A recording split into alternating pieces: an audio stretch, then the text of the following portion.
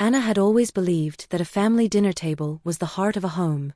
For years, hers had been a place of warmth and laughter, where the clinking of glasses was softened by the sound of shared stories, and where her husband Mark would reach across the table to squeeze her hand when the children said something funny.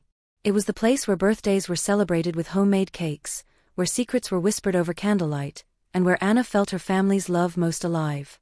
But now, at 45, she sat at that same wooden table and felt only the hollow echo of silence. Her son was away at college, her daughter often busy with after-school activities, and when they were home, both seemed more interested in the glowing rectangles of their phones than in conversation. And Mark, well, Mark was there physically, but his attention was miles away. The fork scraped against the porcelain plate, loud in the stillness. Anna winced. She looked at her husband, hoping he might raise his eyes and ask about her day. Instead, he scrolled absent-mindedly on his phone, thumb moving in a rhythm that had become all too familiar. Anna cleared her throat softly. "How was work today?" she asked, trying to infuse her voice with lightness. "Busy," Mark muttered without looking up. "Deadlines." The conversation ended there, as if someone had shut a door. Anna picked at her salad, forcing herself to chew and swallow, but the food tasted bland without the seasoning of laughter, without the richness of connection. Once, their dinners had stretched long into the evening. They had argued about politics, laughed about the neighbors, shared dreams about vacations they would take one day. But now, the clock seemed louder than their voices. She gazed at the centerpiece, a vase of fading lilies she had bought 2 weeks ago. The petals had begun to curl, edges browned, but she hadn't replaced them. Somehow, they mirrored the table itself, something once alive and vibrant, now wilting from neglect. Anna's mind drifted back to when the children were little. She remembered spaghetti nights, noodles dangling from giggling mouths, tomato sauce smeared across tiny cheeks. Mark used to laugh the loudest, scooping the children up in his arms after dinner and carrying them to the couch for story time. Those were the evenings Anna thought she would remember forever. And she did remember them, but now they hurt. Mark set his phone down briefly, reaching for his water. His eyes met hers for the briefest second before flicking away, back to the glowing screen. Anna felt the weight of that glance, empty and cold. She wanted to say, "Do you see me anymore? Do you see us?" But the words stuck in her throat. The silence stretched again, thick and suffocating. Anna looked at her husband and thought, something is breaking here. And I don't know how to fix it yet. Anna lay awake that night, staring at the ceiling, listening to the soft hum of the air conditioner. Mark's breathing beside her was steady, already lost in sleep, but Anna's mind refused to rest. The silence of the dinner table had followed her here, pressing on her chest like a weight. She remembered how different things had been not so long ago. It wasn't just the food or the chatter, it was the ritual of belonging. For years, the dinner table had been the one place where the four of them came together no matter what. Homework could wait, emails could wait, even the TV shows could wait. Dinner was sacred. Now that sacredness had vanished, replaced by screens glowing in the palms of their hands. It felt like a thief had slipped into her home, stealing not the silverware or the jewelry, but something far more precious, connection. Anna turned to look at Mark's profile in the dark. The lines on his face were deeper now, etched by years of hard work and worry, but still she could see traces of the man she had fallen in love with, the man who once wrote her notes on yellow sticky pads, who once danced with her in the kitchen with no music playing. Where had he gone? The next morning, Anna poured herself coffee and sat by the kitchen window. The early light filtered through the curtains, bathing the room in gold. She loved mornings, loved the promise they carried. But today, even the sunrise couldn't ease her restless thoughts. She opened her phone, scrolling through old photos. There it was, a picture of Mark and her, taken 12 years ago on a family trip to the beach. They were tanned, smiling wide, their arms wrapped around each other as their kids built sandcastles at their feet. Anna stared at the photo for a long time, her eyes stinging. Back then, Mark couldn't stop talking. He had dreams, plans, little jokes that made her laugh even when she was exhausted from parenting 2 young children. He used to look at her like she was his anchor, his safe place. Now, he looked at his phone that way. Later that week, Anna tried again at dinner. She cooked Mark's favorite meal, roast chicken with lemon and rosemary, just the way he liked it. She set the table carefully, lit 2 candles, and put on soft music. She wanted to believe that maybe atmosphere could bridge the distance. Mark came in late, his tie loosened, eyes tired. He kissed her cheek absently and sat down with a sigh. "This looks nice," he said, but his tone was flat. Anna smiled anyway, determined to push through. "I thought we could have a quiet dinner, just the two of us." Mark nodded, but within minutes his phone buzzed, and he picked it up. His fork hovered over the plate as his eyes scanned the screen. Something inside Anna cracked. She didn't say anything, not yet. Instead, she studied him the way she used to study novels in college, searching for meaning between the lines, hoping to find clues that explained the growing distance. But the truth was painfully simple. She was losing him, not to another woman, but to something she couldn't compete with, a digital world that promised him escape. And for the first time, Anna wondered if love alone was enough to save them. The following week, Anna began to watch more closely. Not in the obvious, suspicious way of a jealous wife, but in the quiet, deliberate way of someone desperate for answers. She noticed the patterns. Mark would sit down at dinner, phone just inches from his plate. Even when he promised to just check one thing, his attention lingered on the screen. During evenings on the couch, when they once shared popcorn and a movie, he now scrolled endlessly, thumb moving in an unbroken rhythm while the television droned in the background. At first, Anna had assumed there was someone else, a woman perhaps, who had captured his attention. The thought had terrified her, waking her in the middle of the night with her heart racing. But soon she realized this wasn't about whispered phone calls or secret rendezvous. No perfume lingered on his shirt, no unexplained absences or guilty expressions. Instead, there was only the glow. That constant, relentless glow of the phone screen, lighting up his face in the dark like a tiny, merciless moon. Anna hated it. She hated the way Mark's features softened when he read a new notification, the way his lips curved at some private joke online. That smile had once belonged to her. One evening, as Mark scrolled silently beside her, Anna leaned back against the couch cushion and said, "You're not here anymore." Mark looked up, startled. "What do you mean? I'm right here." "No," Anna said, her voice steady but low. "Your body is here, but your mind is somewhere else." Mark frowned, slipping the phone into his pocket, but Anna could tell his thoughts were still with it. "Anna, it's just work. And news. Everyone's glued to their phones these days." "Not like this," she whispered. Mark sighed, rubbing his temples. "You're overthinking it." But Anna knew she wasn't. Later that night, when he fell asleep with his phone still in his hand, she sat up in bed, watching him. She realized the truth with a clarity that was almost cruel. The other woman wasn't a woman at all. It was the world inside that screen, emails, social media, endless articles and videos that pulled him away piece by piece. A mistress made of pixels, always available, always demanding. And the betrayal cut just as deep.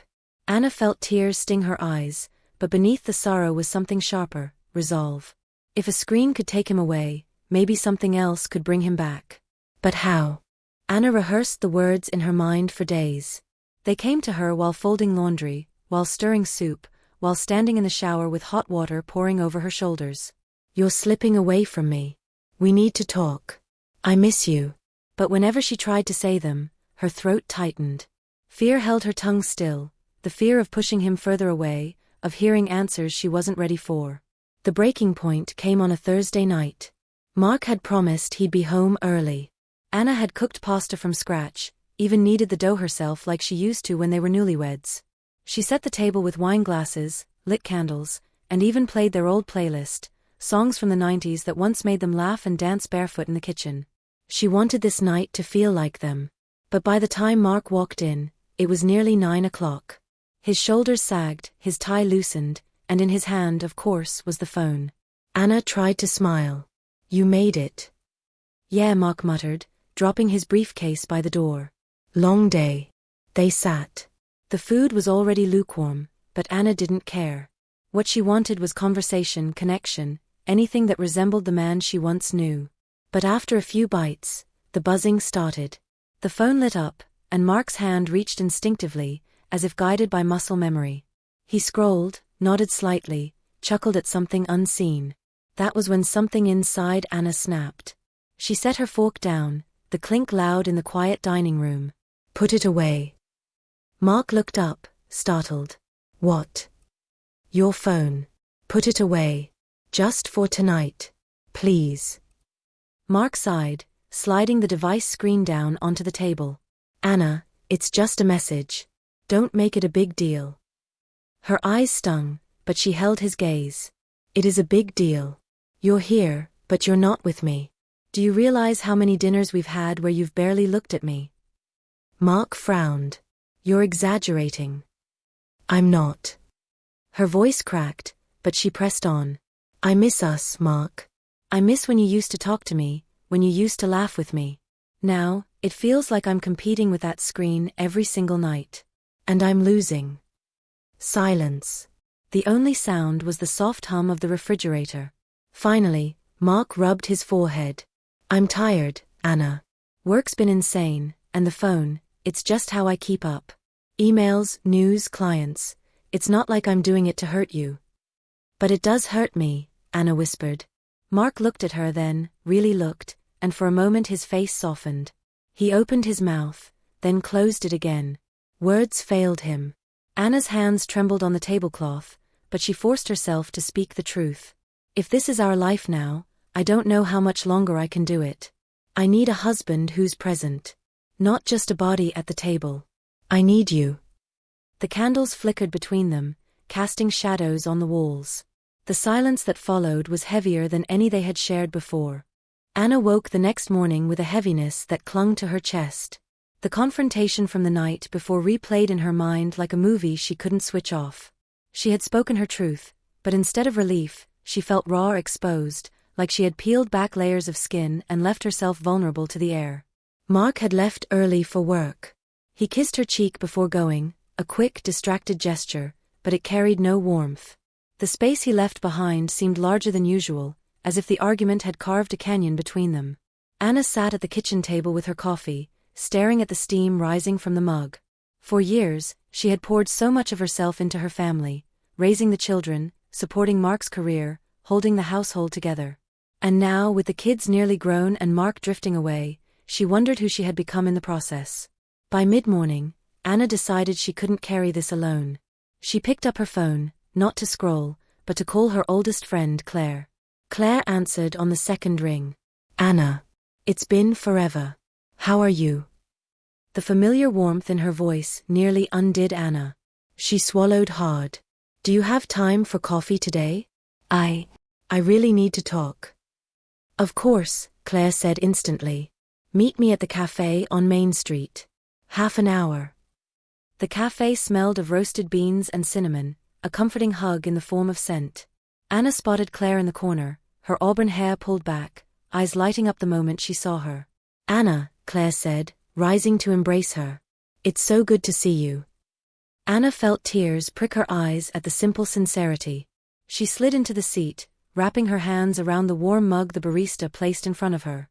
So, Claire said gently, tell me what's going on. For a moment, Anna didn't know where to start. But then the words poured out, the silence at the dinner table, the constant phone in Mark's hand, the confrontation that left her feeling invisible. She spoke quickly, afraid if she stopped, the tears would spill over. When she finished, Claire leaned back, her expression thoughtful. Anna, you're not alone in this. I hear this from so many women. It's not always another woman that comes between a husband and wife anymore. Sometimes it's technology, work, distractions. It's the world we live in. Anna shook her head. But it feels like betrayal. I can't compete with that screen. You shouldn't have to compete, Claire said firmly. But maybe this is also about you. You've given so much to your family for years. Maybe it's time to ask what you need, not just what they need. The words settled over Anna like a quiet revelation. What did she need? She hadn't asked herself that question in a long time. She thought about the things she once loved, painting, long walks in the park, writing in her journal. Somewhere along the way, those passions had been buried under grocery lists and carpools, deadlines and bills. Maybe, Claire continued, this is your moment. Not just to fix Mark, but to rediscover Anna. Because when you shine, when you find your joy again, it changes the energy in your marriage too. Anna exhaled slowly. She hadn't realized how badly she needed someone to say that out loud. For the first time in weeks, she felt a spark of possibility. That evening, Anna stood at the window watching the sun dip below the horizon. The dinner table behind her was set, but tonight, she wasn't waiting for Mark to fill the silence. Instead, she picked up her journal, dusted off its leather cover, and opened to a blank page. Her hand trembled slightly as she wrote the first words in years. Who am I, after 40? She stared at the question, knowing the answer would take time. But at least she had started. And in that small act, Anna felt something stir inside her, a strength she had almost forgotten. The following weekend, Anna stood in the kitchen with a small stack of index cards. On each card, she had written an idea: walk after dinner, no phones night, cook a new recipe together, board game with the kids. They weren't grand gestures. They weren't the dramatic surprises you saw in movies. They were simple human ways of saying, let's find each other again. She pinned the cards to a corkboard near the fridge and waited. That evening, when Mark walked in, loosening his tie as usual, Anna greeted him with a smile that carried a quiet determination. What's this? He asked, pointing to the board. Options, Anna said lightly. Instead of just sitting in silence at the table, I thought we could try something different. Pick one. Mark raised an eyebrow, skeptical, but he stepped closer and scanned the cards. His lips twitched. Board game? Really? Why not? Anna said. It's been years since we played Scrabble. There was a pause, and then, almost reluctantly, he smiled. Fine. But you know I'm going to win. That night, after dinner, they sat at the table not with plates and phones, but with a faded Scrabble board. The tiles clicked softly as they drew their letters, and for the first time in months, Anna heard Mark laugh. It wasn't a full, carefree laugh, but it was real. And it lit something in her chest. The next night, she suggested a walk. Just around the block, she said. No phones. Mark hesitated, but then slipped his device into his pocket, powered down. They strolled beneath the streetlights, the cool evening air wrapping around them. At first, the conversation was stiff, small talk about work and weather. But gradually, it loosened. They spoke about their daughter's upcoming play, about the neighbor's dog, about the way the maple trees were already turning orange with autumn. It wasn't profound, but it was connection. And that was enough. By the end of the week, Anna noticed small changes. Mark left his phone on the counter more often during dinner. He asked her about her day, not out of obligation but with genuine interest. They even planned a Saturday morning breakfast at their favorite diner, something they hadn't done in years. But Anna also knew this was fragile. One night, after another simple dinner together, she caught Mark reaching for his phone too quickly, as if the old habit still had claws in him. She felt the familiar ache in her chest. But instead of snapping, she reached across the table and touched his hand. Stay with me, she said softly. Mark froze, then looked at her. His eyes softened in a way she hadn't seen in so long. He set the phone aside. I'm trying, Anna, he whispered. I really am. Her heart ached with equal parts hope and fear. Trying was not the same as arriving. But it was something. And for now, something was enough. That night, as Anna lay in bed, she realized Claire had been right. Healing wasn't just about pulling Mark back, it was about showing up differently herself. It was about daring to create space for laughter again, even when silence seemed easier. For the first time in months, she drifted to sleep with a small smile, believing maybe, just maybe, the warmth of their table could return. For a few weeks, Anna allowed herself to believe that things were turning around. The Scrabble nights, the quiet walks, the mornings at the diner, they stitched together small patches of connection, like pieces of fabric in a quilt. It wasn't perfect, but it was warmer than the cold silence that had haunted her for so long. Then came the Thursday that shattered it. Mark walked in later than usual, his shoulders heavy, his eyes shadowed. He didn't loosen his tie. He didn't kiss her cheek. He didn't even look at the corkboard of options Anna had pinned up. He just sat at the table and dropped his head into his hands. Anna froze, wooden spoon in hand. Mark? What happened? His voice was muffled. The Henderson deal collapsed. Weeks of work, gone. And the boss, he's blaming me. Anna set the spoon down, heart tightening. She knew how much he had invested in that deal. She moved closer, laying a tentative hand on his shoulder. Mark didn't shrug her off, but he didn't lift his head either. I can't do this anymore. Every day feels like a treadmill I can't get off. I'm failing at work. I'm failing here. The words cut through Anna, sharper than she expected. For weeks, she had blamed the phone, the screens, the distraction. But now, looking at the man slumped at her dinner table, she saw the truth. The phone wasn't just an escape. It was a crutch, a way to numb the stress that had been crushing him in silence. Her first instinct was anger. You shut me out. You chose your screen over me. But she swallowed it. The hurt could wait. Right now, Mark was broken. She knelt beside him, pressing her cheek against his arm. You're not failing here, she said softly. You're just tired. And you don't have to carry it alone. Mark's shoulders shook, just once. He hadn't cried, not once in their 20 years of marriage, but Anna felt something tremble through him, a crack in the armor he wore to the office every day. For the first time in months, his phone lay untouched on the counter. His hands, empty and trembling, finally reached for hers. That night, they sat together on the couch, no screens, no distractions. Mark spoke in fragments at first, about the pressure at work, the endless deadlines, the feeling of being invisible in his own career. Anna listened, really listened, without trying to fix everything. She realized that part of healing wasn't just demanding his attention, but offering hers. As the hours passed, the walls between them thinned. Not gone yet, but thinning. When Anna finally went to bed, she knew the road ahead wouldn't be smooth. There would be setbacks, arguments, moments of temptation to slip back into old patterns. But she also knew something important. They had both reached their breaking point, and instead of shattering, they had bent toward each other. And that gave her hope.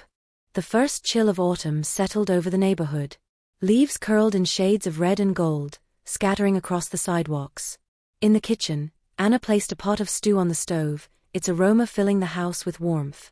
She glanced at the dining table, fresh flowers in the center, candles waiting to be lit. For the first time in months, she felt anticipation rather than dread. Mark came home earlier than usual. His tie was loosened, yes, but his eyes carried a different light. He kissed Anna on the cheek, not out of habit, but with intention. "Smells amazing," he said. And then before she could respond, he pulled his phone from his pocket and set it on the counter, screen face down, far from the table. Anna's heart softened. It was a small gesture, but it spoke louder than words. Dinner that night wasn't perfect. There were pauses, awkward silences, and moments when old habits tugged at them. But there were also sparks of laughter, Mark teasing Anna about her creative seasoning, Anna rolling her eyes but smiling. Their daughter joined them, animated as she shared stories from school. Even the dog seemed to sense the shift, curling up by Anna's feet with a content sigh. The table felt alive again. Later, as the dishes dried in the rack, Mark leaned against the counter. "I've been thinking," he said slowly. "Maybe we should make a rule. No phones at the table. Just us." Anna blinked, surprised. The suggestion had been hers weeks ago, but hearing it from him now felt different, like a promise. "I'd like that," she said softly. That weekend, they drove to the lake, a place they hadn't visited since the kids were little. The air was crisp, the water calm, the world quieter than the buzz of their daily lives. They walked along the shore, hand in hand, not talking much but not needing to. At one point, Mark stopped and looked at her. Really looked. "I know I've been gone, Anna. Not gone, but checked out. I'm sorry." The sincerity in his voice cracked something open inside her. Tears welled, but this time they weren't only from pain. "I missed you," she whispered. "I missed us," he replied. They stood there in the fading light, two people with years behind them, bruised but not broken. And in that quiet moment, Anna realized that healing wasn't about going back to what they once had. It was about building something new, different, perhaps softer, but stronger because it had survived the storm. Weeks later, Anna sat at the dinner table again. The stew was gone, the dishes cleared, but the sound of laughter lingered in the air. She glanced at Mark across the table. He caught her gaze, and for once, she didn't need to wonder if he was truly there. The table was warm again. And so was her heart.